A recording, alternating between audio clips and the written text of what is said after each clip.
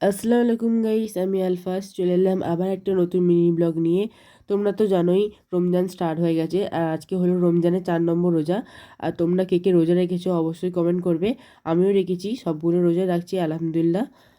সেহরি খাওয়ার পর ঘুমিয়ে পড়েছিলাম, তারপরে 8টার দিকে উঠে পড়েছিলাম। দেন গাইস চলে এসেছিলাম একটু বাইরের দিকে। আর রমজান মাসের প্রকৃতি গাইস কতটা সুন্দর লাগছিল, মানে গাইস একটা আলাদাই ফিল আসছিল।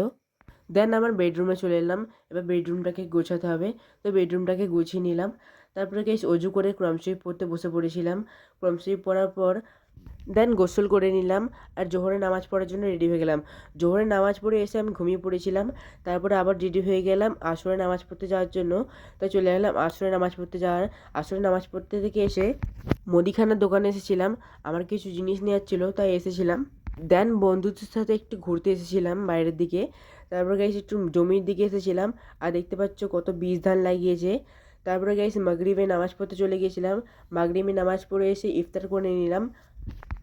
তো আজকের জন্য এটুকুই, দেখা হচ্ছে পরে কোনো মিনি ব্লগে। আল্লাহ হাফিজ।